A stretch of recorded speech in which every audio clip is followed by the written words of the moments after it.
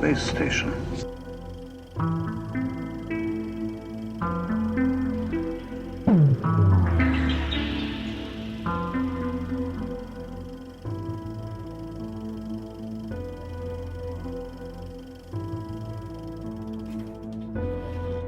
Hey guys, welcome back to the show. So we have a little bit of a different format today. I have a friend here from St. Louis that I actually just met during the eclipse. We drove down and saw the path or to the path of totality with our friend Lily Nova, who's many of you may know.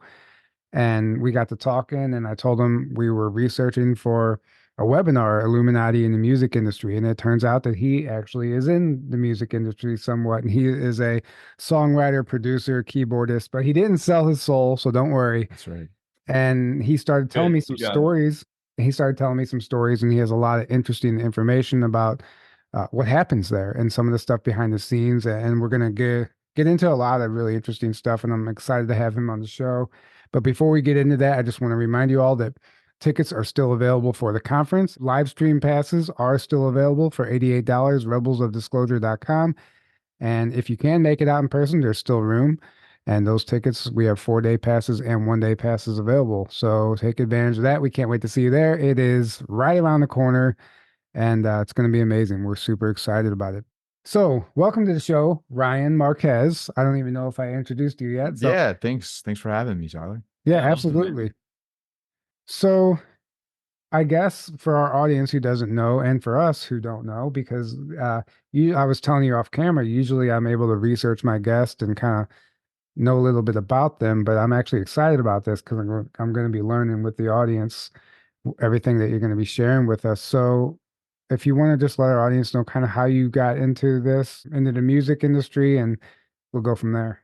Yeah, sure. So yeah, as you said, like music is pretty much my whole life, and I've been in music ever since I was a kid. I have been playing piano since I was about 5 and grew up playing in all kinds of bands and really lived in Kansas City. So I got a strong tradition in jazz and blues, and moved to St. Louis to study jazz piano, and really have influenced by the Mississippi River and the great tradition of the blues and the soul and the jazz,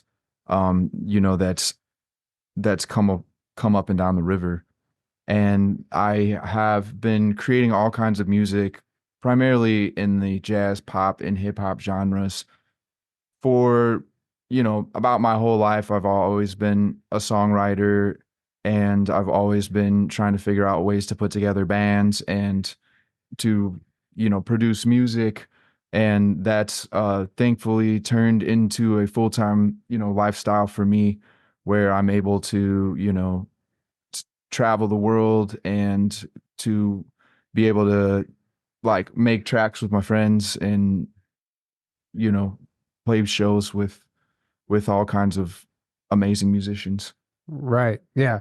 And that's amazing. It's amazing to find a way to make it doing what you love right now, knowing what the music industry is and knowing that the big names only make it when they really do sign that contract and sell their soul and basically give all their creative abilities to some or creative freedom, really. Freedom. There you go. All general period. Yeah.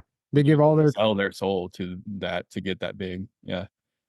Yeah. Like it's really interesting because, music is this intangible force, and we know, like, based on science, that the nature of matter is frequency and vibration, and that frequency and vibration is a sound.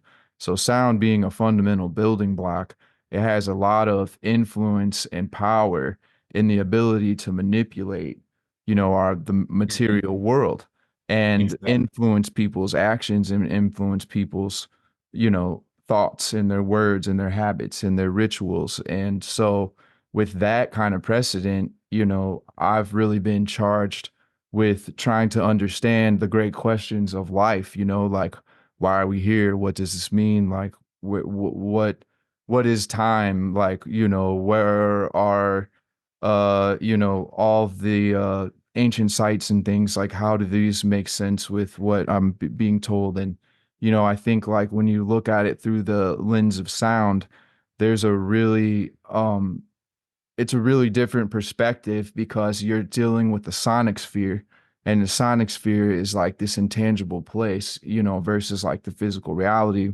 where you might see like, you know, symbols or, you know, visual art that might be representative. But in the music industry, a lot of the hooking is you utilized, you know, by creating intentions through music that they place in, you know, different beats and different genres that specifically can like program people to Oh yeah. live out, you know, these ideals, and also purchase products that get intentionally advertised in like the mainstream music. And so, you know, like growing up, I was like always a really spiritual person, and like the nature of like, you know, divinity or like isness or oneness, like unity has always been something that really has inspired and charged like my motivations to really like examine the reality, you know, to challenge, you know, institutions like religion or education or the healthcare system or the government, you know, much like you guys.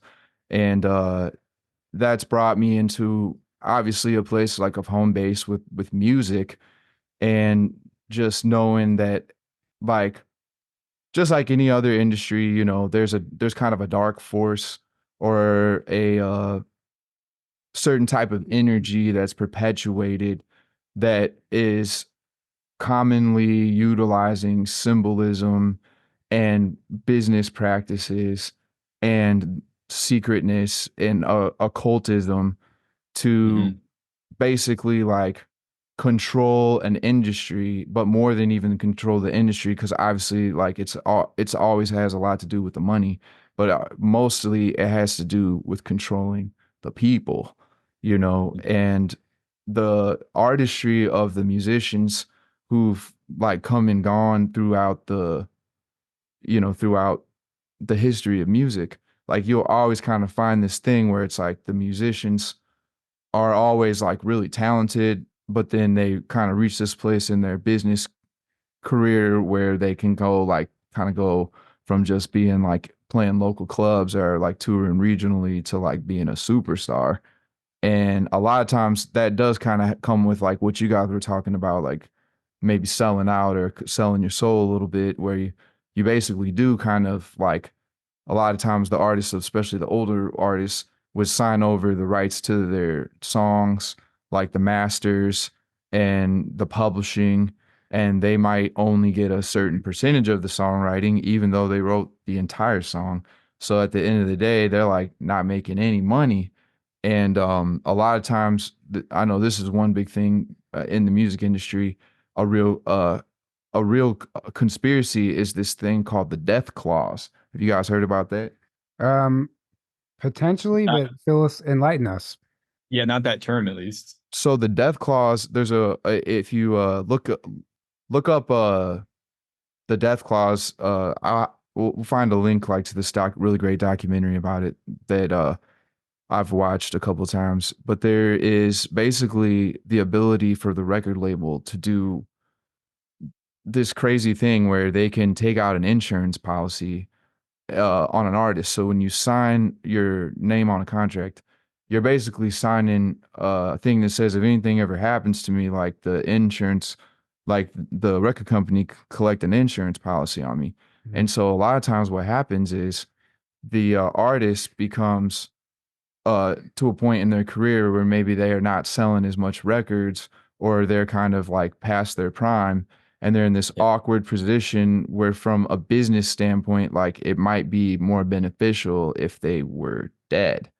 And so the record companies are kind of being accused of and different, you know, different players and for different reasons, for different motives, and all kinds of celebrities, you know, are being accused of being intentionally killed and then having it faked as a drug overdose or a Yeah. suicide, you know, and it's people whose names we've heard, people like Jimi Hendrix, people like Kurt Cobain, people like Michael Jackson, people like Prince, people like Whitney Houston, you know, Hmm. and you Chris know, Cornell, yeah, let me go down the list. Like, and there's so many of them that Tupac, you Biggie. look when you look into the details of like what they were doing right before they died, what they were talking about, right, the details of their death.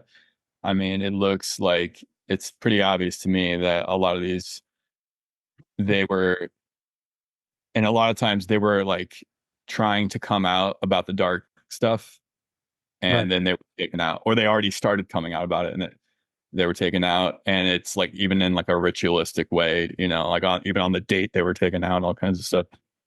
Yeah. Uh, Yeah, I've so heard. yeah, there's definitely like a cult. Like it's all like the occult forces. There's occult doesn't mean good, or occult just means hidden, and it's like Hidden, hidden right? knowledge, power, because knowledge is power. But the dark forces use that power, use that for power over others, and that's what, and they use it in a dark way, you could say. And they're the ones, Totally. you know, like you said, especially the music industry, it's so powerful because the frequency can you can like control people so It easily. literally manipulates physical space, so it has an Right. effect on our physical body. So And of then, course like, they want to control that. Of course they're gonna get to the top of that industry and control that, right? Right. So yeah, and that industry is like basically controlled by an oligarchy. You know, it's like a handful of companies that's like the majors is what they call them, you know. And mm, it's like three companies basically own all of the little independent labels, like the smaller labels, like mm, subsidiaries of these larger ones. And then you have your independent labels, but and there's a whole bunch of them, but they don't really make up a large percent of the financial part of the market. Although it has grown, you know, mhm. since its inception, but it's still pretty much owned by a few record companies, or a few companies, I should say, because you know it's like you know, Sony and Universal, In Colombia. Columbia. Right. Like there's there's also just like there's so much power in the ability to program the lyrics, you know, that it's also kind of, I always think about this, like we have the FDA, right? And so allegedly they're supposed to like monitor substances and make sure that it's not going to harm people and have research and clinical studies, right? That's why I said allegedly. Supposed to do Supposed that. to, right? And so and then in the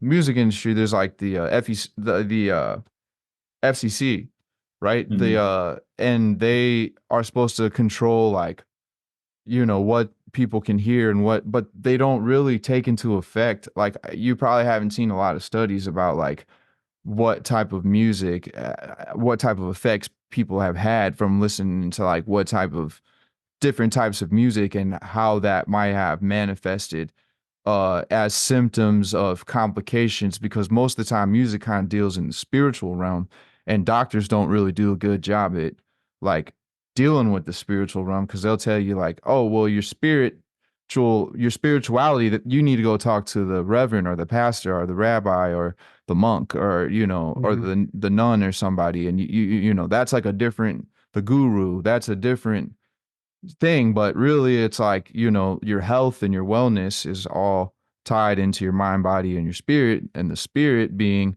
you know, kind of the foundational building block for the other two, because if you don't have the spirit, then it doesn't matter if you have a mind or a body, because it's not going to be, everybody's seen a body that didn't have a spirit in it, Right. you know. Mhm. And Yeah. Yeah. Yeah. You're 100% right. And I never really considered the FCC part of it. But going back to what you said about the death clause, I have heard about that once you started talking about it, and it makes perfect sense. And I think there's probably even people kind of blowing the whistle on that now. definitely And yeah, so if it makes more sense for you just take out the middleman, like, wow, if we get rid of them, we collect all all the the money. profit, Yeah. all the benefits. Because And they don't view those people as people. They view them as assets, right, as just Exactly. pawns to be used for their system and for what they can get out of you. They don't care about the people. They don't care about the music. They don't care about anything other than that. So of course, Totally, if they're man. like, "Hey, we're not making as much money on you as we could make way more if we just killed you, made it look like a suicide or an accident." Well, the thing is Yeah, they're gonna. they need you at first They need to you at produce first, the music, and right? then but he, like you said, once you start dwindling away, like you start Yeah, losing. there's like this little kind of Yeah, awkward phase where you've kind of like ran your, big the peak of where you are, and then it's you like, run well, your course, to boost sales, like right? would die. Like it's like kind of messed up. But if you watch this documentary, I think it's just called The Death Clause, and it's actually I think on YouTube or whatever. But I watched it, and they had all kinds of examples of all kinds of artists in pretty much every genre, and like when you if you've ever there's like this good documentary called The Black Godfather, and it's about like Charles Avant, and he like was a part of kind of helping set up like the entire industry specifically for like black artists, but he learned the industry from hanging out with like all these old school record label execs from like 1920s and 1910s, right? And so literally in the documentary he's hanging out with Quincy Jones, and they're joking about the first time that he took Quincy over to the record label, and he's like, remember that time you took me over and then they had that guy and they were hanging him out the window and I was all scared and I was like, what's going on over here? And you looked at me and you're like, oh man, they're just negotiating Jackie Wilson's new contract. Like, don't worry about it.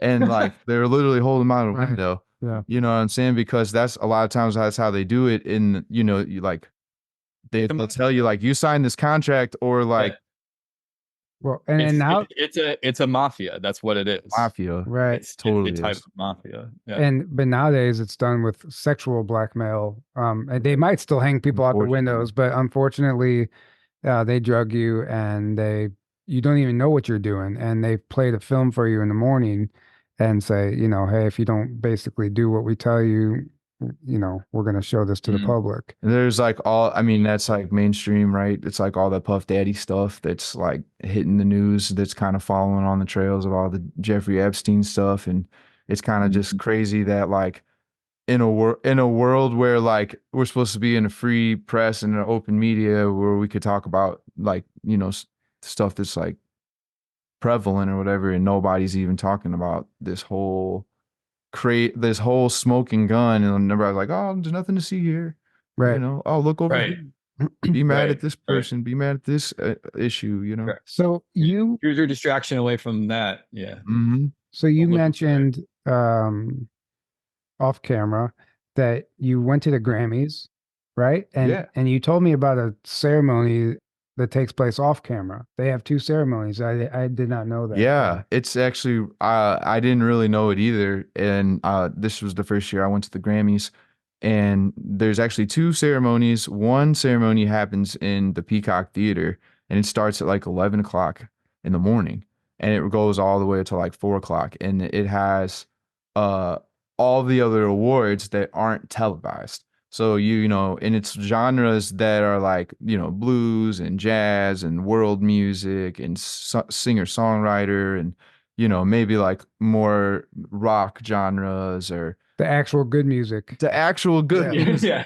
And the actual good music. The actual good musicians who can actually for real play, like the instruments, and what you see is like they had a live band on stage that played all the ins and the outs, and it was all these like super killing LA studio musicians who played with everybody and are the dudes and the gals, and and it's like the thing about it was the performances were all people with real instruments in their hands. Like the mic was live, and there was all, there were people like Joni Mitchell and Jacob Collier and Kirk Franklin and Robert Glasper and Terrace Martin and Bob James. And there was like just way more of a concentration of an energy on actual musicianship. You know what I'm saying? Like actual, like skillful, tasteful, beautiful, spiritually, lovingly charged music. And when these artists were winning the awards, they were going up and saying things like, music has the power to change the world. And I thank you so much to the higher power for giving us the gift of music. And may we all come together as one in the name of love and peace, everybody. And they were, that was like the gist of everybody's kind of banter when they would win. You know, this one's for the art, this one's for the artists. All the artists out there who are like trying to make their music, like you can do it too, you know. And then like, okay, so that was so great, right? We saw gospel music, we saw jazz music, we saw some of the greatest musicians that ever lived, you know. And in the other ceremony we did too. But the second ceremony is the one that gets televised. That happens in it used to be called Staples Center. I don't know if it still is. It might be called Crypto Center. Yeah, they just changed the name. Yeah, I think it's the Crypto Center now with a Lakers play. And it happens in there, and it's this huge like stadium event. And when you go in there, the energy is like way different. Well, obviously because the venue's different, you know, it's going to be a little different, but they got more capability, so you know, it's way more concentrated on like the pyrotechnics and the light show and the smoke and the like dancing and the costumes. Yeah, the rituals, like totally. Yeah. But even inside of that ceremony, there was still kind of two energies, like kind of like fluid in it, and you could clearly see, like, you know, Stevie Wonder would come out and sing a song with like the orchestra, and it would be like, you know, with Tony Bennett like recorded voice, and be like, oh wow, that was really good. They sang For Once in My Life. That was both of their songs. That was really cool, you know. Or like Tracy Chapman came out and sang Fast Car, you know, with the country guy whose name I'm forgetting right now. But they did a like, you know, it was more about like that kind of vibe. But then there'd be these other artists that would come out, and it would be like they would be like doing stuff. It'd be all about the dance show. It'd be all about the lights. It'd be all, you know, and the energy would change, like, and there'd be fire, and it'd be like, you know, really like risque kind of costumes and like provocative dance moves, and you know, and they literally thank the devil too. Like I've heard, like they praise Satan sometimes. Sometimes they definitely do. Reward. In the VMAs, I think of 2009, you can see a video of Jack Black, like, so everybody hold hands. We're all gonna pray to the devil now, and it's like, it seems like it's funny, but it's like maybe it is funny, but whoever's writing the script, you know what I'm saying? I think there's like an underlying current of there is like you know, like there isn't a kind of a lot of occult symbolism,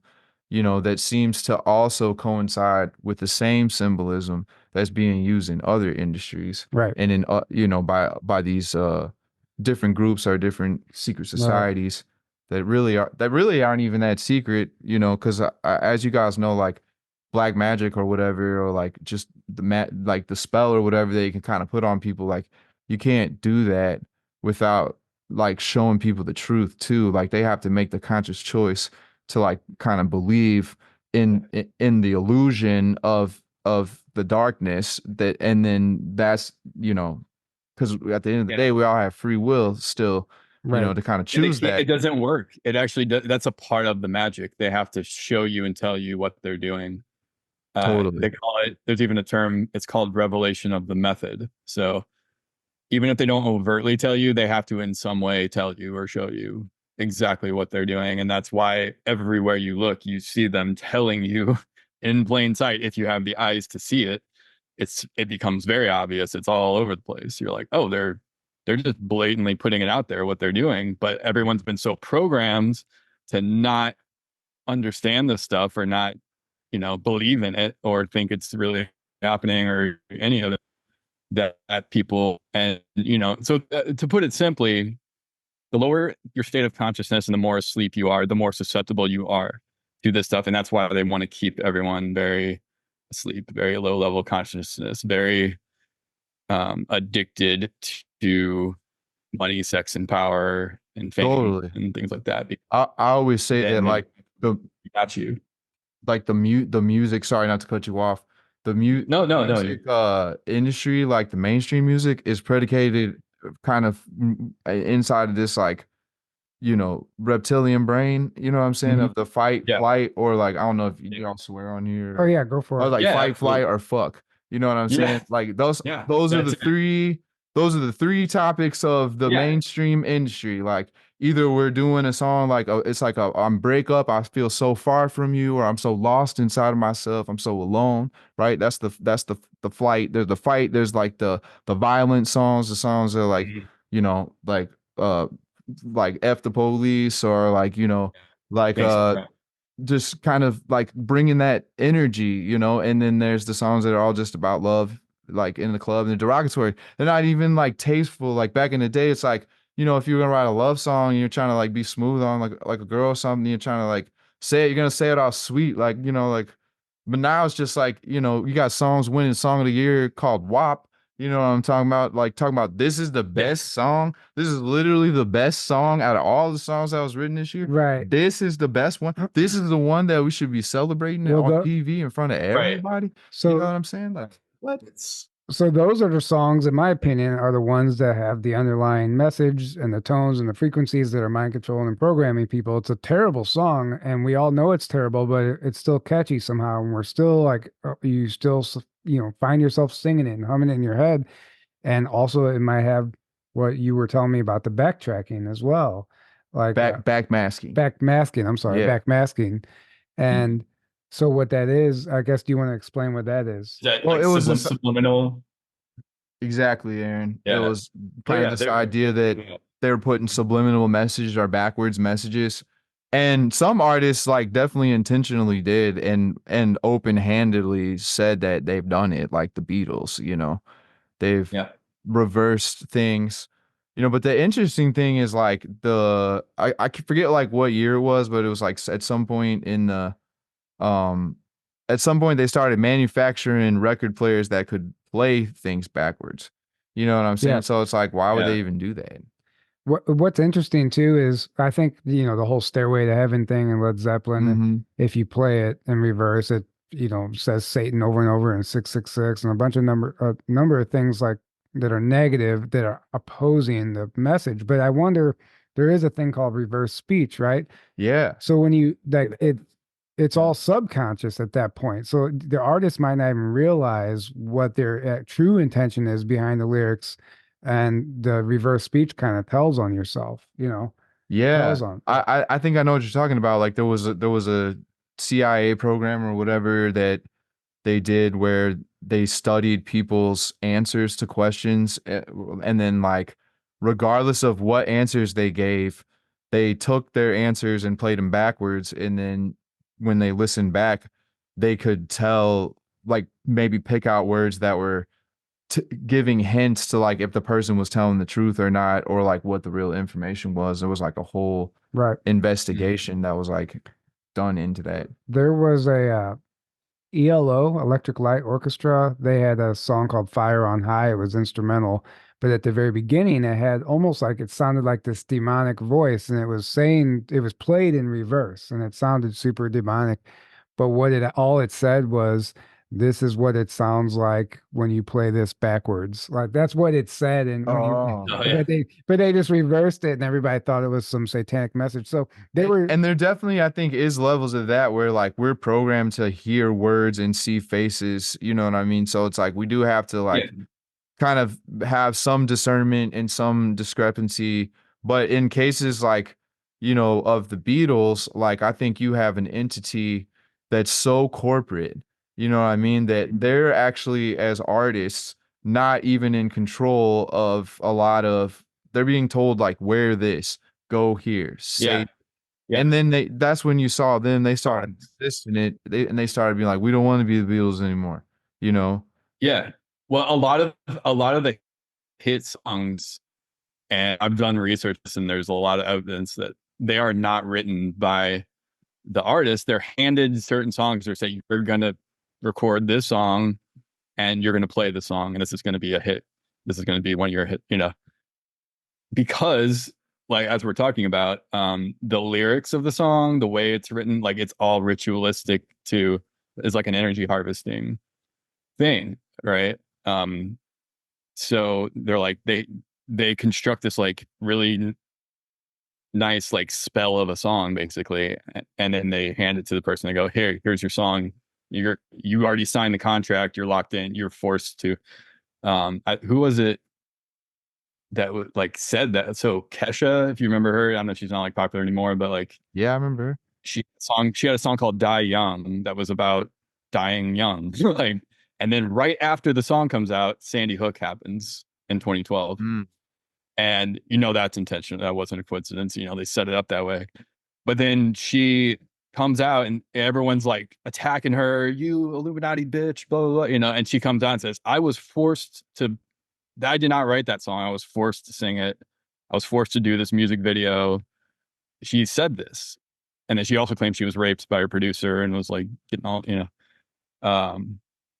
so like a lot of these people, it's like they don't know what they're getting themselves into when they sign these contracts. They're baited into it. I mean, they want the fame, they want the money, they want the success, and that's the trap. And then they sign the contract, and then they're stuck in it, and then they're forced to do these types of songs and these different rituals and all these things.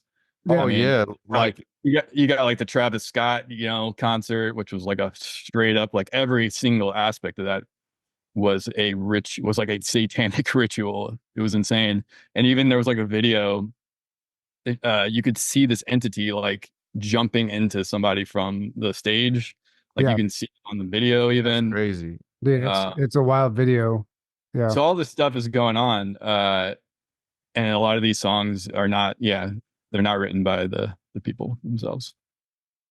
Totally, man. And that makes me think about like the just kind of like factory of like the Disney factory, where they kind of got like the Mickey Mouse Club, where it was like in the 90s, they literally like farmed all the pop stars like since they were kids, you know what I mean? And then you had like a Christina Aguilera and a Britney Spears and a Justin Timberlake, and you know what I mean? Yeah. All kind of popping up, and then it's like, in the case of like a Britney Spears or something, like literally she's like was in like imprisoned by her dad who like stole her money, you know what I mean? Right. And she's like, she tried to cut all her hair off. Everyone thought she was crazy, and it was like she was probably having a mental breakdown because all this like crazy stuff was happening. She just wanted to sing her songs, Right. And she wanted out, and she was going crazy because of and it's MK Ultra too. Like they're actually, they're put under mind control, and who knows what actually happened. And dude, like I know Kanye talked about like how they try to get you on the pills or whatever, and then like some people say that's even how they got Prince, because Prince, or even MJ, it's like Michael Jackson have a drug addiction already. Like, or even Kurt Cobain, it's like if you already have a drug addiction, then that's going to be a lot easier for them to make it look like that's what got you, and then everyone will be like, yeah, they did do that, so that I guess that's what happened. So I think they took Kurt Cobain out. I don't think that was a suicide. 100%. Have you guys seen Soaked in Bleach, the documentary? Yeah, it's really good. Yeah, that's exactly. I mean, open and shut case to me. Right. Oh yeah, totally. So you were telling me about this guy, John Todd. He's an Illuminati whistleblower who was exposing the music industry and some of the darker stuff that goes on, and like the back rooms in the studios and stuff where they do rituals. Can you kind of share a little bit of what you know about that? Oh yeah, this guy, I first heard about him, I think in like the early 2000s, and he was coming out. I think he came out as saying that he, was a part of the Illuminati and that he participated in rituals and was a part of the music industry, like on the business side of things, where he participated in these black magic rituals and was aware that there were certain rooms in the record companies where there were like, praying over the masters, and they were like doing these different they were doing like witchcraft and occult rituals on the masters and like his words, he was saying they were infusing demons into the music, that anyone who listened to it would like attach themselves to that energy, or the demons would like follow every single person that from and that's kind of what he was saying, is just that like that's what he was saying. That's literally what he was saying, and he was just kind of exposing all the different craziness about the industry. But then it was like he came out saying that stuff, and I think he was kind of coming from like a Christian perspective, so he went the extreme Christian, like, because he grew up in that Illuminati bloodline family. and then he was like powerfully, awakened and escaped it. But then he went the other extreme, the super dogmatic Christian, which is what a lot of people do. It's understandable. And he ultimately, I think, like went and toured different churches, like trying to share with people about the exposing of the Illuminati. And that's a whole nother thing, man. Because like in Christian culture, like in the like institutionalized kind of information that they'll give you that's like cultural more than doctrinal, Right. like a lot of times that stuff is in there. Like when I was a kid, like I found out about the NWO and the Illuminati and like all microchipping and all this stuff. Like I found out that stuff from from as a kid, from looking at books like Left Behind series or like A Thief in the Night, or like like there'd be like these videos that would pop up that would come on like this station or something, and you'd be like, what is this? You know what I mean? So it's like I think there is some good like awareness like of that information happening. Like as anything, you always got to kind of like look at corporate biases, or like kind of be discerning in like who's saying what and why they might be saying that. Right. Yeah. So another thing I want to talk about, and this is going to kind of shift gears a little bit, but we're going to talk about some local stuff here in St. Louis that you made me aware of a group called the Veiled Prophets, or the Veiled Prophet. And it's like a secret society here in St. Louis where I didn't know, like I understand the Freemason and the Knights Templar history of St. Louis, but I didn't really know about the Veiled Prophet. And maybe if you could just like lay it out for us and our audience what it is and what's actually going on there, because it's fascinating and kind of disturbing at the same time. Yeah, like you nailed it, man. It's an interesting thing, like that when you're like studying this stuff, you're like learning about all these different topics and subject matter, and you're like, how does this apply to my life or whatever? And then you kind of like discover that I think to some degree this kind of thing is happening in probably every major city. But the Veil Prophet is basically like a non-for-profit that kind of does a lot of charity work in the community, or puts on primarily this festival called the VP Fair, which is a annual festival that's happened since I think the late 1800s, and it's changed a lot through the years. In its current state, they synced it up with 4th of July. So a lot of times, if you've ever been to the concerts down on the landing, or like down the Archfront grounds, right. Like that's the VP. That's them. That's them putting it on, and they're a charity organization that does community service like and stuff like that. They have a annual ball, debutante ball that is what was like internationally famous, and people would travel from all over to like come to this. Like in the early 1800s, like this was like a huge deal. Like they actually built the Stifle Theater so that people could come to this event. And the debutante ball is basically just like a coming age event, where a community of people present the females of age and present them as being eligible to be married. It's like an old ritual or custom, and they've carried on that tradition, and they published the photos in the Ladue News. So if you want to see any pictures of like what I'm talking about, it's all, as we were talking about, Aaron, it's all in the open. Everything is open-handed, so they're not really hiding what they're doing or what they are. They're very much like publishing the pictures. When you look at the pictures, when you look at their costuming and things, it's kind of like a cross between like Catholicism and like like Tartaria, like kind of like Arabic kind of vibes, like hats with and tassels and fuzzy things and swords.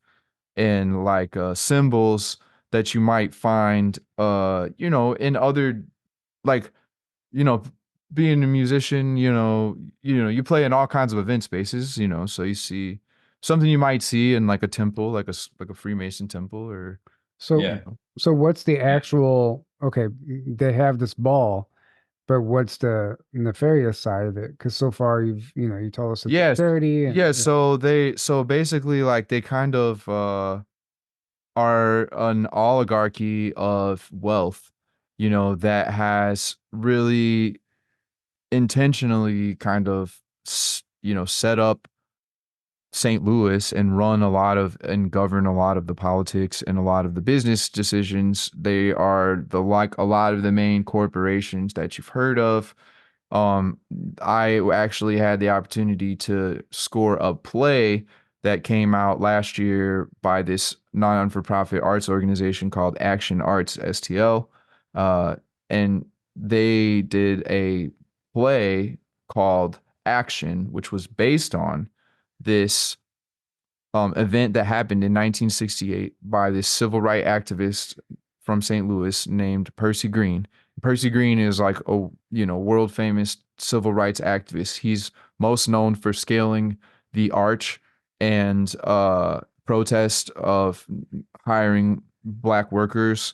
And there's like a famous picture of him up on the arch, and he scaled it with another person. And then he also took McDonnell Douglas all the way to the Supreme Court and fighting them on being fired for racial motivation.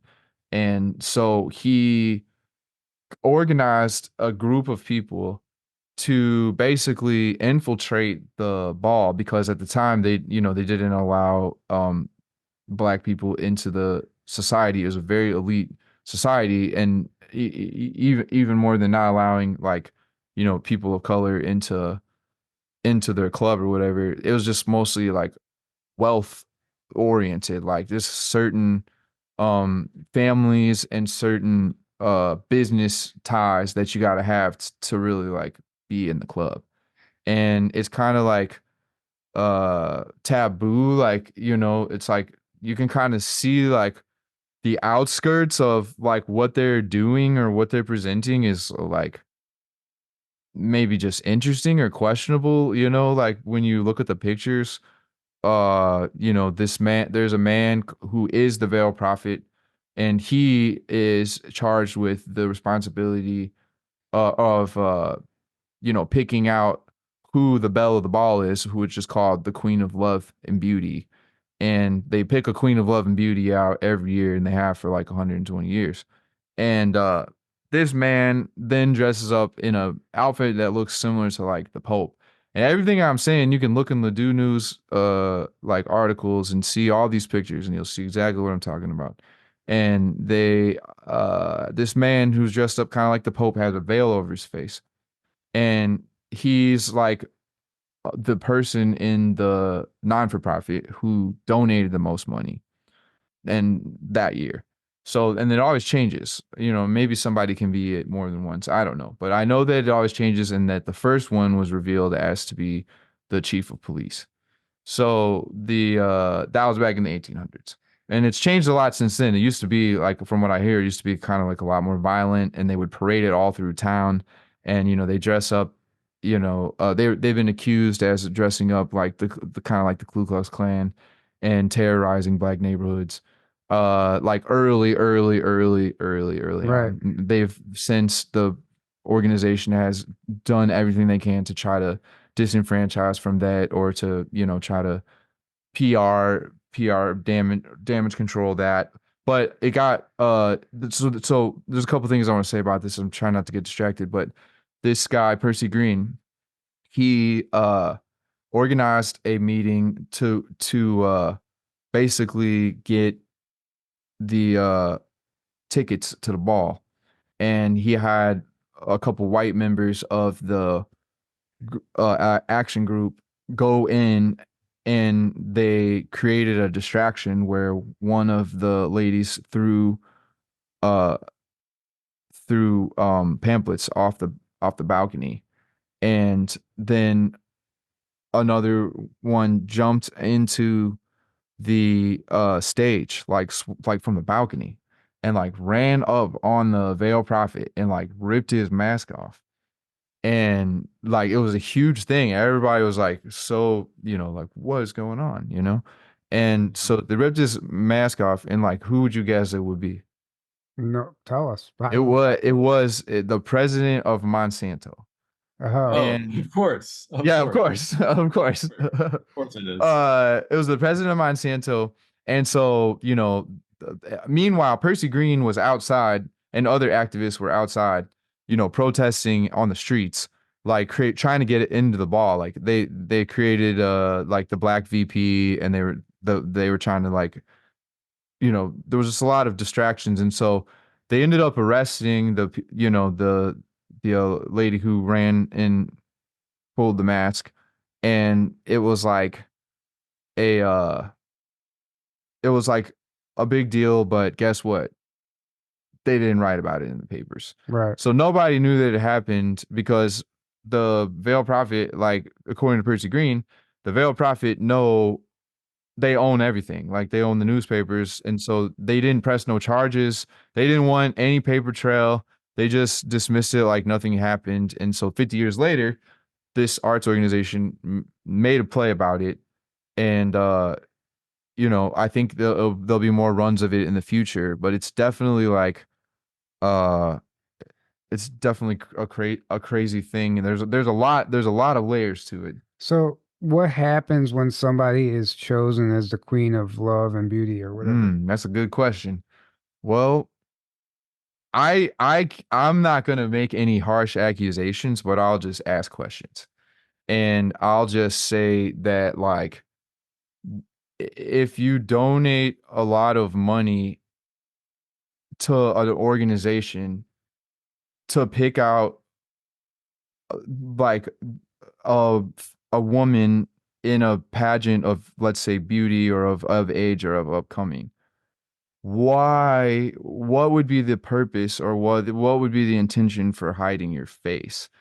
Like why would that be necessary? Like, or what's the purpose, or like why is that a part of the ritual? So I don't know what they do exactly. Like, I'm not going to say it, but I will pose the question, why would someone pay a lot of money to a non-for-profit to have the opportunity to pick out somebody from, the opposite sex who's of age, and why would they feel the need to hide their face? Like, I'm not going to say Right. anything other than like I just think that's a legitimate question if you look at the pictures. Like, Yeah. So, and Yeah, I exactly. mean, it's almost kind of like, and I think the dresses are like they're wearing like $100,000, $200,000 dresses. They're all like dressing up. they're Yeah. dressing up.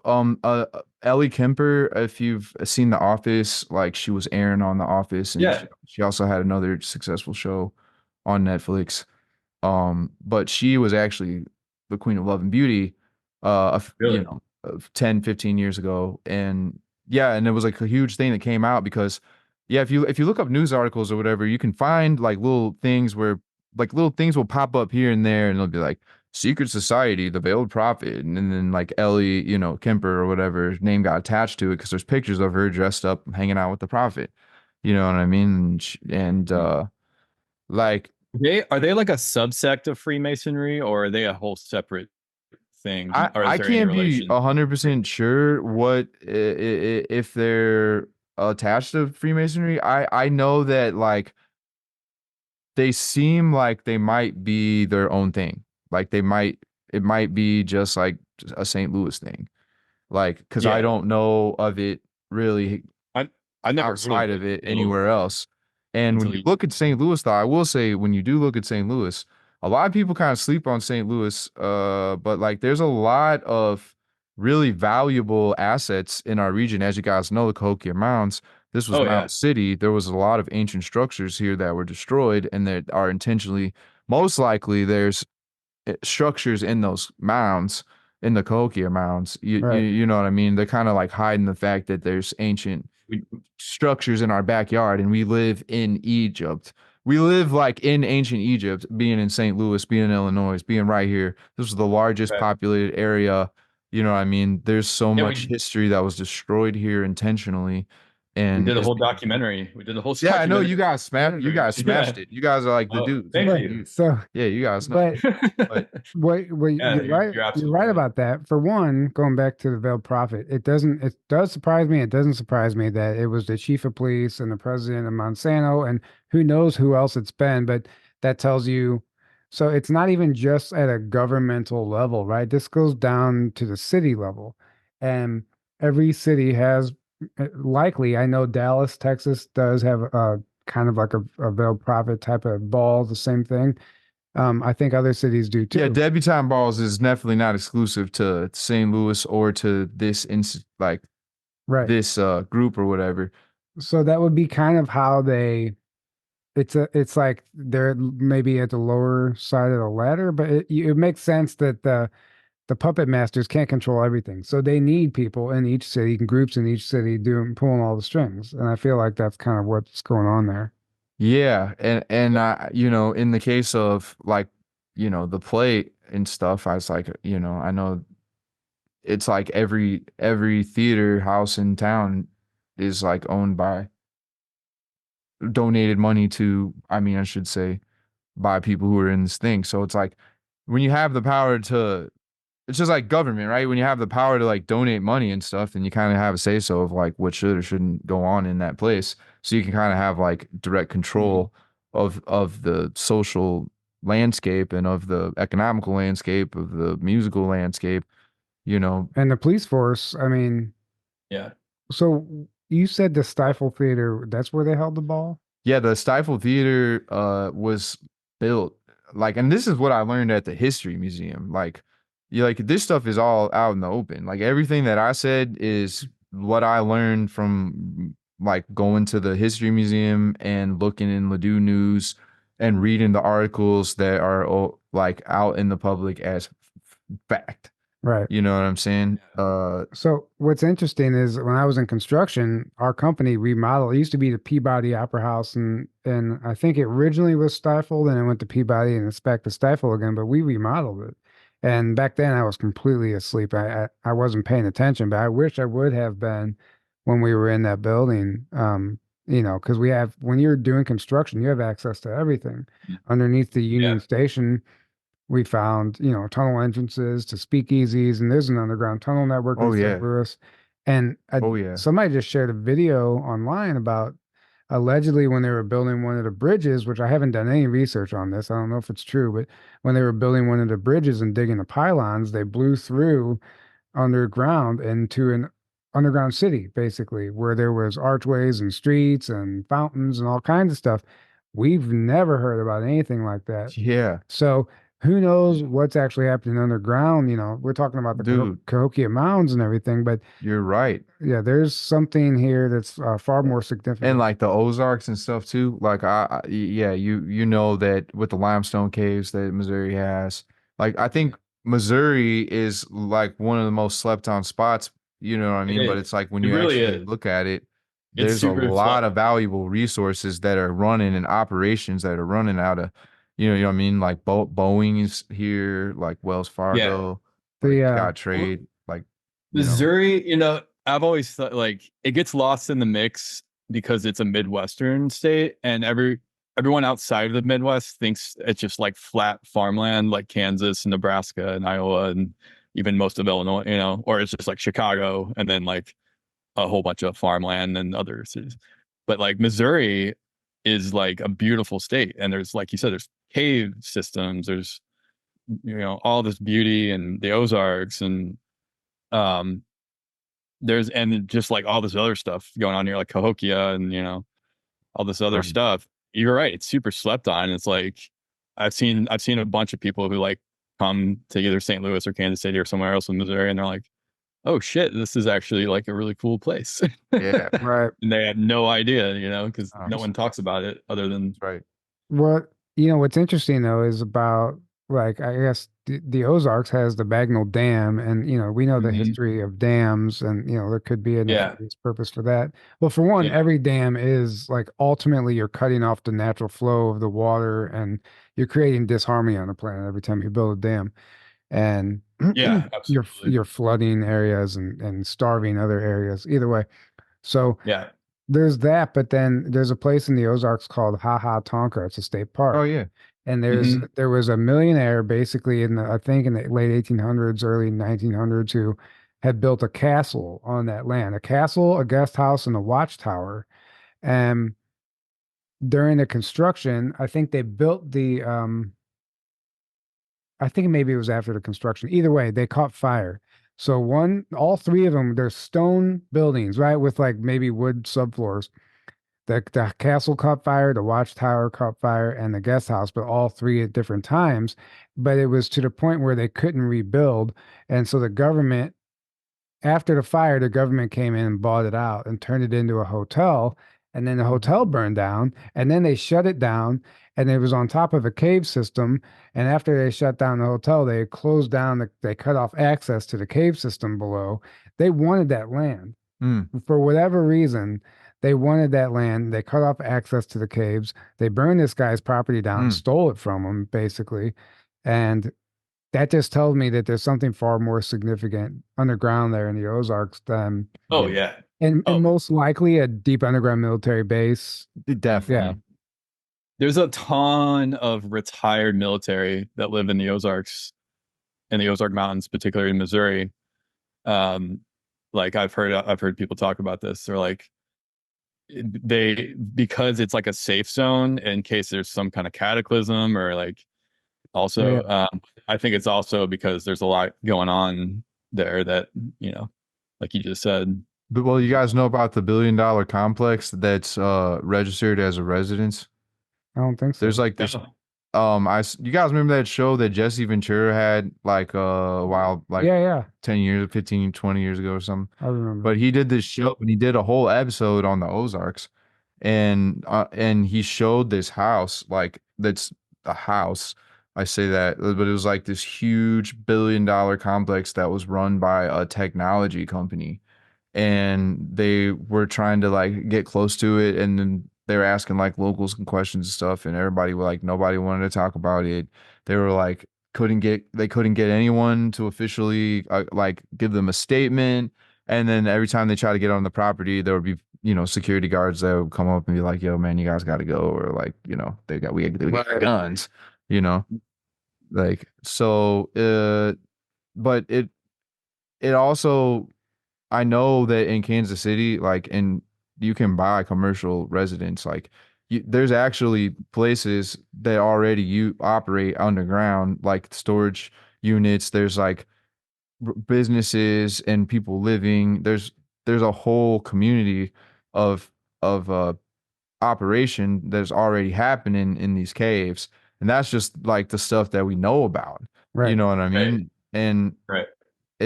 I heard, and I remember seeing these videos on YouTube, like before, like this is like when, like, because when YouTube first came out, like everybody was just posting like the craziest shit, Right. It was a right? different. It was like, No what censorship. did I just see? Yeah. Right. And like there was like this video I saw where this guy was in Missouri and he had a video camera, and there was like an entrance, you could drive into, like into a cave, like into a limestone cavern.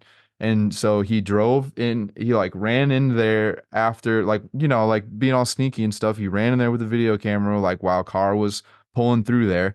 And when he got into the inside, he started doing the camera, and there was like these long roads that went down these long tunnels. I can take you there. I've been in. Yeah, No, yeah. I've been Yeah, in Tyler them. looked like. There's two of them around here. And Mhm. if you want, we can go Yeah. there afterward. Show them the video. Yeah. Yeah, I'll show you the Or videos. go there in Crazy, person. Yeah. man. You can But completely go yeah, there. so you guys know. I mean, It you it guys know. it goes for miles, and I drove Yeah. in. The one, says no trespassing, whatever, arrest me.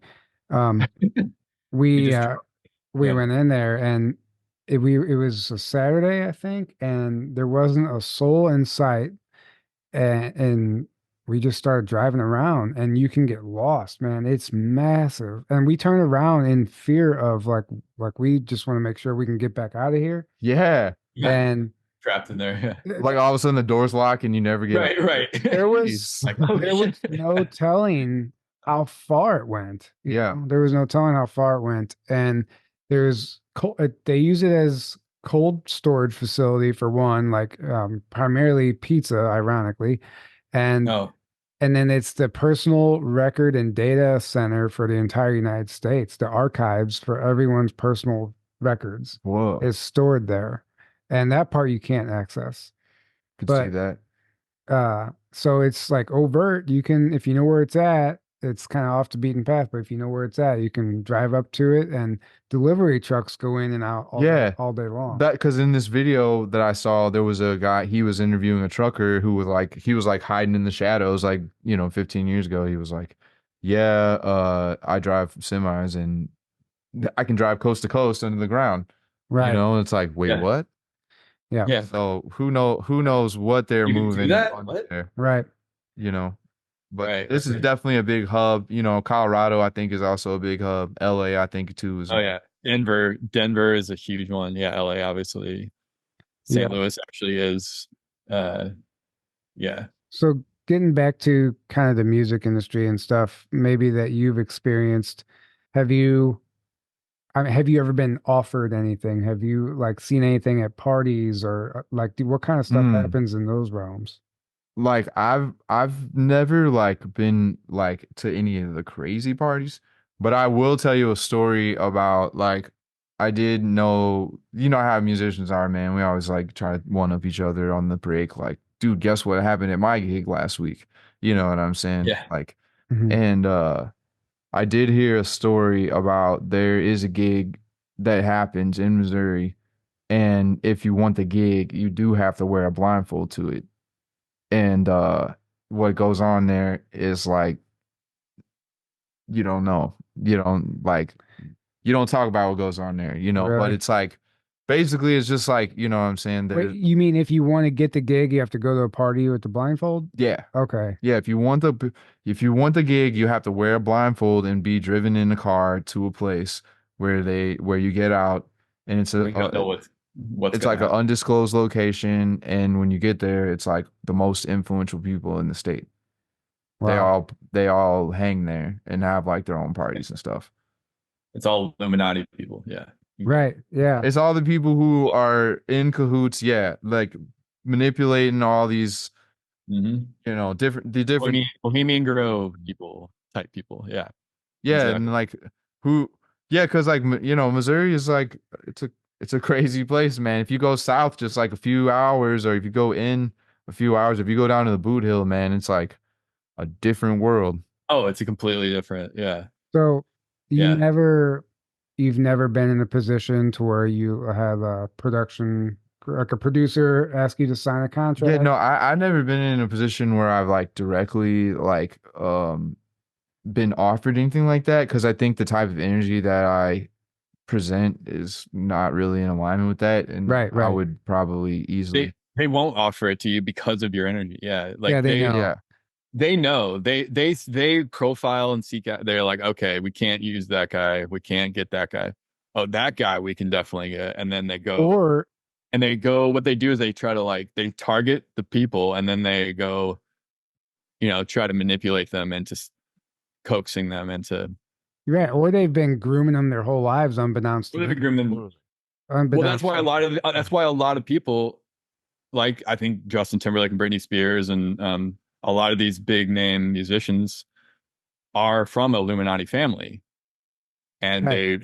they've been groomed their whole life to do, Right. to be that. And they're the perfect, like Miley Cyrus, man. Yeah. Miley Cyrus. Perfect example. Literally, her life was a TV program. Like her childhood was, right. She grew up on a TV program where her memories were like the life experiences that she had was like what they programmed her on live TV in front of everyone, like with her dad. And then she like had this dual personality. Like she was like in one life she was Hannah Montana, and then the other life she was just Miley Cyrus. and Miley was like the one that she didn't like want to be, right? She wanted to be Hannah Montana. But then like when Miley Cyrus actually got out of the box, you know, a lot of times what those Disney stars will do is to get out of their contracts, because Disney makes them sign like kind of ridiculous contracts that a lot of Yeah. times are like not in the favor of the artist, but because the child is so young and the parents are so eager to make money, they'll just be like, okay, sure, yeah, we'll do that, whatever. And then once they become big stars and they realize they did a bad deal, then they usually will start leaking naked pictures and stuff, or like doing scandalous things and getting all kinds of bad press, because they know that, you know, even though Disney is like probably kind of sinister, like at It is. at its core, you know, Right. and Oh, it they is. do a good job presenting themselves as the wolf in sheep's clothing, you know. Well, Right. Walt Disney was a 33rd degree Freemason. That's a fact. Like that's a Yeah. fact. He Yeah, was 30. there's a club in Disneyland called Club 33. Yep. Yeah. And it's like, you know, It costs like, Masons only club. and it literally to sign up, you have to pay a $30,000, I think, something like that. Easily. 30 or Yeah. $40,000 to even be a member, become a member. Yeah. Yeah, so whatever, you know, whatever I like, you know, hey, Mhm. that's a crazy club, but yeah, the Disney thing with the music and the incantations Mhm. and real life, you know, magic, Yeah. TV programming, like getting everyone kind of predicated to these ideas that like magic and make believe are just fantasies, but then in real life they're like really actually doing the magic like to you while you're watching it. Right. Yeah. Well, that's the whole cabal Illuminati thing, is that they always do this double speak where they tell you one thing, or they tell you something's not real, not true, not blah blah, or even that it's bad, and then on the other hand they're doing that exact thing to you behind the scenes. Right. So, They do this double speak thing constantly. Yeah. right. So I'm just looking now. I saw something the other day about one of the Disney castles, like the castle at one of the Disney worlds burned down. Mm. And I'm trying, and there's a whole bunch of stuff about it, but then the number one Google result was it did not burn down. 100 fact check says it was fake, but people on TikTok were showing videos of it literally on fire. So Hmm. either It was the on fire, then maybe yeah. not burned down. Maybe it was at least on fire. So yeah, but then like this says here, breaking Cinderella Castle burns to the ground. Whoa, that's like the main castle. Yeah, that's what I'm saying. The main castle. And Wow. Maybe. but what I'm getting at is, I think it was, we just kind of talked about this. Either James Casbolt or Max Spears, one of them talked about the actual Disney castle being a real castle. It's on a ley line intersection, and there's some sort of book or something, some kind of sacred artifact in the top of the castle where they actually go and have rituals. Hmm. They act in the middle of the park, like, and people just think it's all for decoration, but it's a utilized castle. And let's just pretend that there was something significant up there and there was some sort of attack to burn it. I don't know. We can only speculate. Hmm. I don't know anything about this, but That's interesting. I Yeah. wouldn't be surprised. I hope Very- nobody was hurt.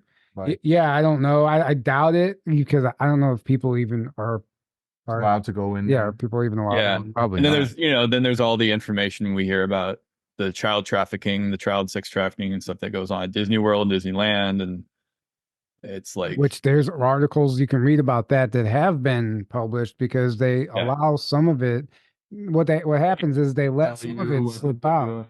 Well, they tell you what they're doing, but they want you to think also, oh, don't worry, this was an isolated incident, and Oh, yeah. and we caught this guy. Well, yeah, well, we took care of it. Yeah. they'll it's do that. interesting, you know, with this whole Puff Daddy thing. It's like all of a sudden Puff Daddy is getting blamed for everything. You know what I'm saying? He killed Michael Jackson. He killed Biggie. He killed Tupac. Like It it's wasn't like him. It was the people above him controlling. right, but it's like, but what the, you know, the mainstream kind of legacy media or whatever wants us to believe, or like the people who are running the show, it's like they can just, you know, they pick these fall guys or whatever, and they try to pen as much stuff as they can and sweep it under the rug and be like, well, we figured that one out, you know. Yeah, and they then, always have their fall guys in place in case anything, or even if they want something to come out. And Then to sometimes go, I oh, think, look what this person did. Oh, look what that thing, look what that person did. And meanwhile, it's the very system telling you these like behind it that's doing all these things. But you're never going to see the real people that are, in power. Really, like there's many Hang on a insights. second. And let him. I want to hear what he was going to finish saying. Oh, sorry. Go ahead. oh, I was just gonna, I lost my train of thought, but Oh, I was what's that? just Are you gonna, talking about the fall guy? Like they used to be like oh, fall guys. oh, yeah, I was just basically gonna say that, a good example of that would be Dr. Conrad Murray, the doctor who allegedly, or who was convicted of homicide, not of homicide, but of killing Michael Jackson. Like they didn't give him the death, like they didn't rule it a murder. They ruled it, I forget what they ruled it. They ruled it as a manslaughter. And so he ended up only getting four, like the max penalty for what they gave him was only like 7 years. And like really, like when they looked at the evidence in the toxology report and they looked at the setup and what was happening in his room, and there was a layer that they didn't even dig into when because they would have found out that the contract for the doctor to even be there in the first place was in place by AEG Live, who had a mega insurance policy out on Michael Jackson that was like basically, they were keeping him, like literally the detective in the documentary talking about this case, the LAPD detective prosecutor was saying that it looked from their opinion like Michael Jackson was being kept there, like he was being intentionally sedated and being kept weak. And then like when they opened up, like when they went in his room or whatever, there was like all these like poster boards of little kids and like all this stuff. It just looked super like they planted it Like they there. framed him. Yeah. Yeah, like they just like, it was like Yeah. that just looks fake. Like I don't think anybody would actually have that in their bedroom. Like, Right. No. and like he had this guy Conrad Murray, and so Conrad Murray was in place by AG Live, and so when he died, they pinned it on Conrad Murray, but they already had it worked out with the prosecutors. They're like, "Yo, bro, we're gonna give you all this money, so don't worry about it." And then what's gonna happen is we're gonna get it. We're gonna, on a technicality, we're gonna get it to go for manslaughter versus murder. And then because of that, they basically were able to only give him 4 years in prison and his family was like so mad. Like everybody was so mad. I'm mad. And basically like they once he went in there for good behavior, they let him out after 2 years. And now he's a medical consultant. He's not allowed to practice medicine anymore in the United States, but he's like South African, so he's like in another country, like who knows what. So Right. like, and then in the meantime, all the money that was made off Michael Jackson in the wake of his death, and how they basically like they had a contract that they said Mike, they were trying to say that Michael signed over the rights to give Sony, who he despised, and he intentionally, like a lot of people don't know this, but Michael Jackson actually, right before he died, he started saying all this stuff, and it was right when camera phones were just like, they were like not good yet, but there's people who got camera phone recordings of him like saying stuff like Sony is the devil, and calling out the CEO Tony Mottola, and saying that basically, that they were intentionally like slandering him, and they're like destroying his record company and his image on purpose. And they were mad because he was trying to leave and he was trying to move his intellectual property to a different management team, and that was going to cost them millions and billions of dollars, and they weren't going to let it go because of some contractual technicality. So Michael Jackson, what he did was he bought 51% of the shares of Sony. So he became the owner of Sony in order to get back control of his own masters, because he wanted to like leave because he was being like, exploited, and a lot of money was being taken from him. Yeah. And so basically like that right there was like, unfortunately, the end for him, because once he announced that he was going to go back on tour, the insurance company of AG Live, they had an insurance policy out on him that was so ridiculous. And his bodyguards and stuff said that when he went to sleep one night. He only had signed up originally to do like 5 shows over like 2 weeks or 3 weeks. It was like super spaced out because he wasn't in like he was in good shape and he was doing good, like doing good for 50 years old, but like he wasn't in like I'm gonna do a show every single night for like 3 weeks. Right. And and his bodyguards and his nutritionists all said that, and his family members said that. And so he went to bed one night thinking that he was going to be doing like 5 shows. And when he woke up, and like, granted, yeah, he probably was on the drip. Like when he got up, it turned out that they increased the shows to like 20 shows. And he felt bad because he didn't want to disappoint his fans. And they caught him in this hard place. But when you look at it in hindsight, you're like, wait a second, this is so easy to see. AEG Live hired Dr. Conrad Murray to keep Michael Jackson sedated and to have the in on him so that they could intentionally kill him, and then they buy out all the LA like government people that they would need to make sure that he would be okay. And then they collected the insurance policy money from Michael Jackson's death because they and then they increased all the right before he died, they increased all the numbers of shows so that way the insurance policy would be like even higher. And when you look at it, you're just like, man, like Perfect what recipe. is really going on here? And it's all the paperwork is like all there. Yeah, the perfect recipe, unfortunately. And yeah, the Michael Jackson thing that, there's all kinds of theories about he didn't actually die and he's still alive and all this stuff. And who knows, but they put that guy he wasn't even in jail actually, like he killed him, so right. Well, there's theories that he was not actually a pedophile, but he just knew about the pedophilia and child abuse sex stuff going on, and he wanted to come out about it, but so what they did was they threw him under the bus and blasted out that he was a pedophile. Well, that's what they do, right? They project onto you what they're doing. So, Daryl James, this former Navy guy we've interviewed, and his executive officer, he asked about Michael Jackson one time, and his executive officer told him, because they know a lot in the upper echelons of the military, especially in St. Maughan. He was at a Royal Air Force Base. And he said that he asked, he's like, is all the stuff true about Michael Jackson? And he said, no, but the stuff that he did do, he was forced to do. If he did anything, he was forced to do. He didn't want to do it. Forced. It wasn't who he was. Like that wasn't who he was. But so anything that he might have done, it wasn't his decision, right? It probably does seem like there's a level of like, especially back in the day, like there was probably like this is the way it is. Like if you don't do this, then like you don't get in the club, and if you don't get in the club, then you might end up dead. Or because now you know too much. Or he was just legitimately drugged and doesn't have even memory of doing stuff, which is what happens too. Right. Oh yeah, absolutely. Like that's what we all want to see. I mean, right? They went and seized all Puff Daddy's tapes and all the evidence and stuff, and it's like, do you really think we're ever gonna see like a pinky's finger worth of that stuff? Like, no, probably not. They'll show us a couple things that create a narrative that they want to see. We're still waiting on all the Epstein stuff. I mean, it's not, like how could they literally just like do that to us? You know what I mean? It's like it was all this big smoking gun, like the biggest names in Hollywood, the biggest names in politics, you know what I mean? And then all of a sudden it was like, oh, never mind. Right. Right. Yeah. Never mind.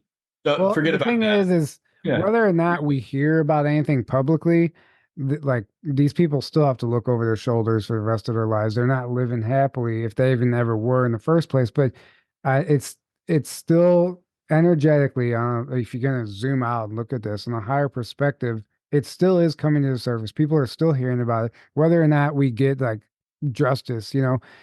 I still think that it is making a difference. It is making an impact. The collective consciousness understanding that this happens is what's going to dismantle it. Absolutely. Like the 100th monkey effect. Eventually, enough people are going to understand it happens. And like maybe like P. Diddy was like domino number one, right?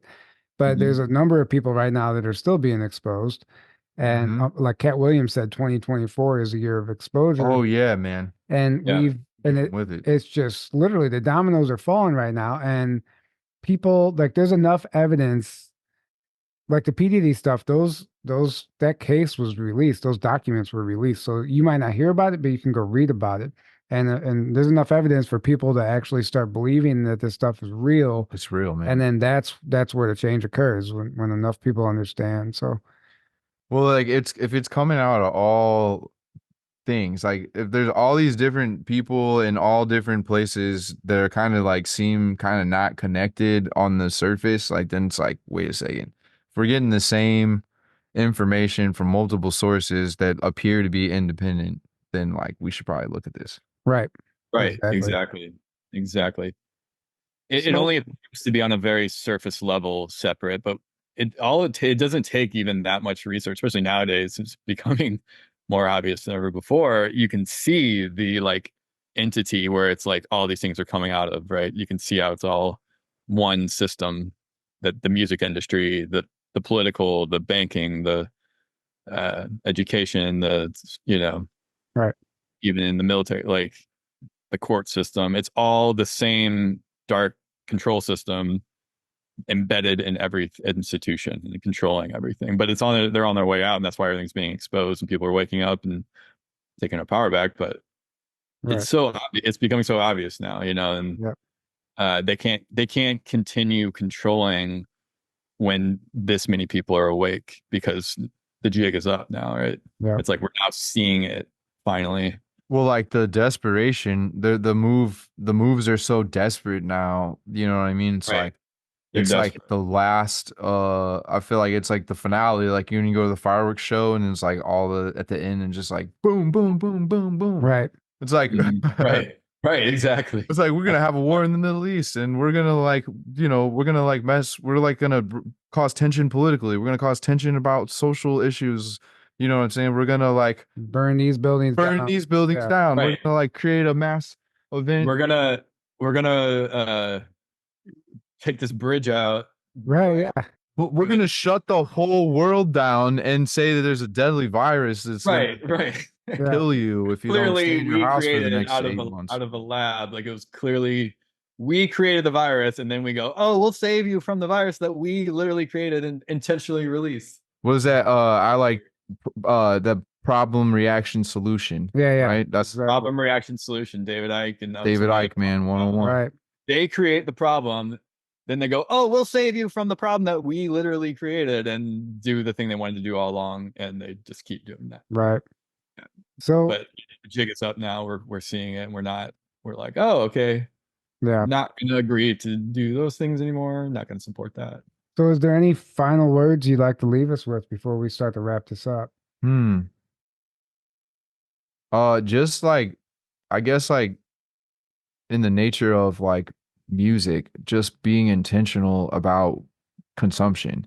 If everybody like realizes that like, the nature of the dark force and the light force is kind of like always existing in a duality.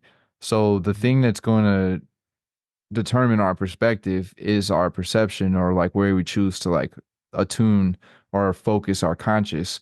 And while there is like a lot of dark energy, and the dark energy is definitely kind of in control of maybe what's most available or what's most popular, and that seems to be the case for most industries and most institutions.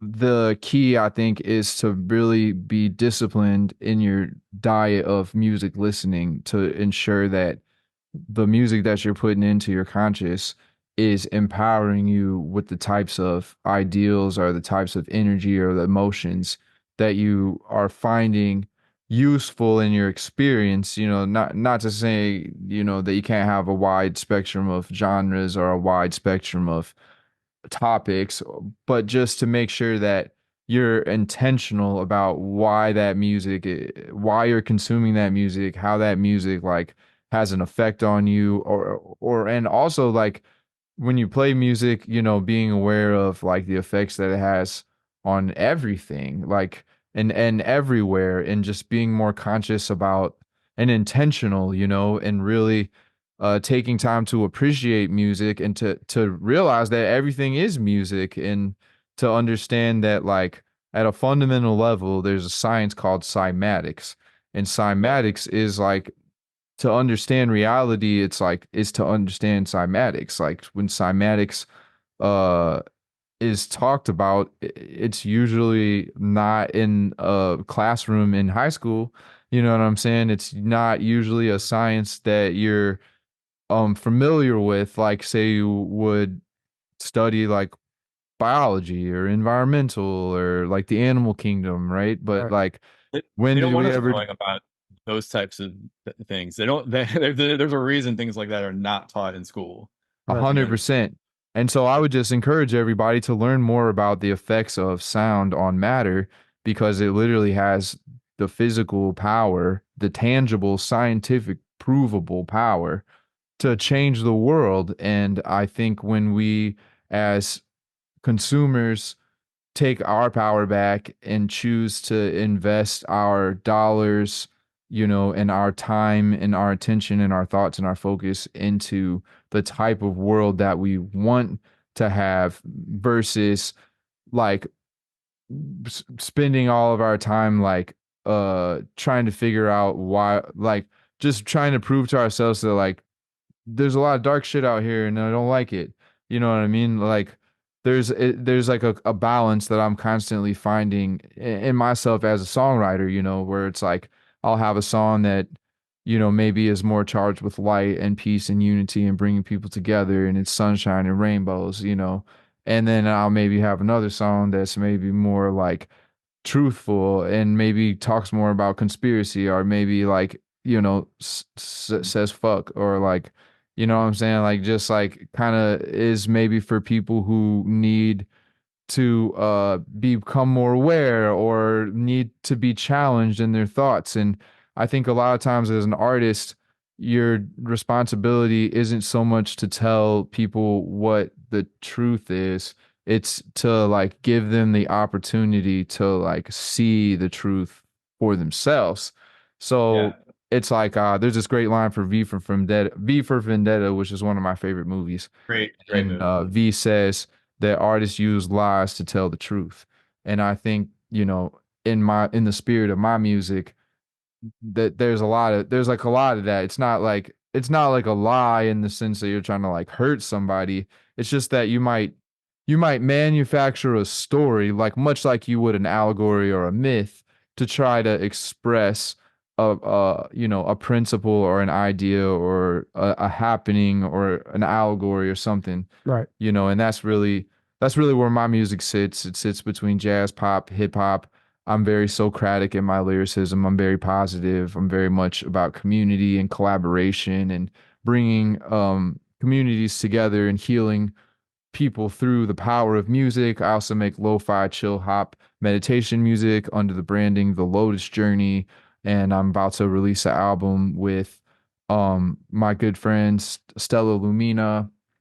It's called Symphony of Good. It'll be coming out on 5/22 on the High Vibes record label. We're very excited about this reissue. And I also like, you know, have just been creating a lot of, as I said, you know, kind of music that deals with the times and of today and a little more social narrative and social commentary. And I'll be putting that out. I'm about to do a whole kind of rebrand and start releasing music under the name of Conscious Keys, which has been my business name or my Instagram handle at Conscious Keys, that I've kind of used for the last however long, you know, So, Instagram's been out. so where can people find your music right now? It, If you go to ryanmarquez.com, you can find my music right now. If you go to uh Spotify, Apple Music, Amazon, and you type in Ryan Marquez, you'll find a whole bunch of music. You can, if you like jazz, you can put Ryan Marquez Trio. If you want to check out some of my pop stuff, you can look up The Belief Cycle or Fresh Air. I have another band called The People's Key. Like I play with a lot of, you know, I just produced the album with Anita Michelle Jackson. Like I played on a record last year with Janet Evra. Like I stay active in a lot of different genres. So whether you like jazz or you like pop or you like house or if you like, I did an album called Who Is He with an artist, Dylan Triplett, that won a Blues Music Award last year. That, you know, is out there. So Awesome. You can find me in a lot of ways. Yeah, that's amazing. That's incredible. I'm gonna check. Definitely want to check out your music for sure. And yeah, thank you so much for joining us today and sharing everything with us and teaching us about the Veiled Prophet and all your experience. It was really great, and it's kind of a cool format to actually have somebody here in person. So it's always nice to run into somebody local, and I appreciate it. Yeah, man. Thanks for having me, guys. I absolutely have enjoyed it, and hope to come back again sometime. Yeah, definitely. Thank you so much, man. Yeah, amazing. And to the audience out there, we would love to see you at our event. It is right around the corner, and tickets are still available, rebelsofdisclosure.com. And we can't wait to see you there. And yeah, check out the sunglasses. Nice. Good night, everybody. We love you. And until next time, have a great evening.